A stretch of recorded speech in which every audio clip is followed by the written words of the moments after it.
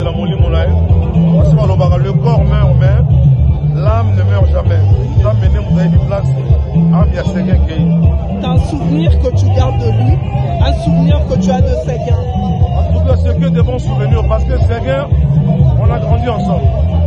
C'est mon petit frère biologique, on a grandi ensemble. On a été élevés dans une même place. Alors, lui, la musique, c'est pas quelque chose. En fait, il s'est mis à forcer pour devenir ce qu'il était. Non. Séguin est né artiste et musicien. En tout cas, j'ai trop de souvenirs. Nous avons eu à participer, je me rappelle à l'époque, dans les petits groupes du quartier, comme Royaume Lifaki. Il y a plein de groupes comme ça, on a joué ensemble. On a vraiment, on a du vécu quoi. Mais aujourd'hui, après j'étais en déplacement à Lubumbashi, et lorsque j'ai appris sa disparition, franchement, en tout cas, je l'avais trop mal digéré.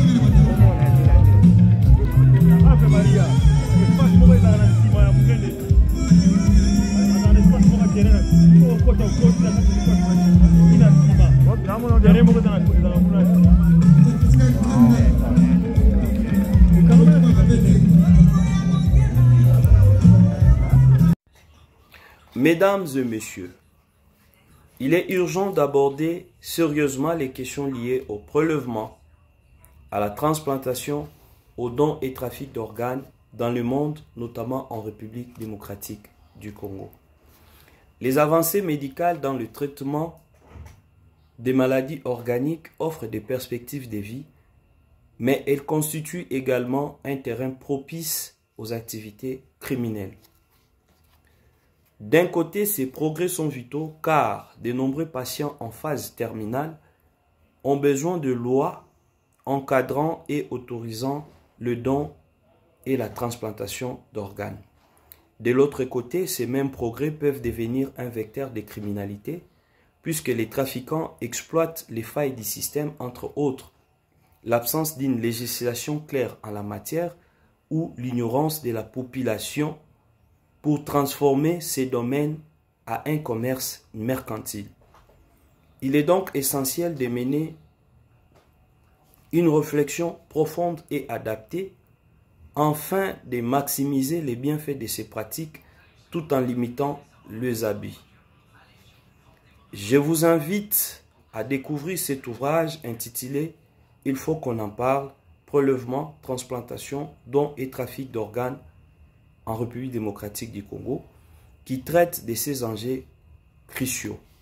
Vous pouvez le procurer sur les sites des éditions Dieu d'encre ou simplement en recherchant Trésor Eba Mufankana sur Google. Je vous souhaite une excellente lecture. Merci.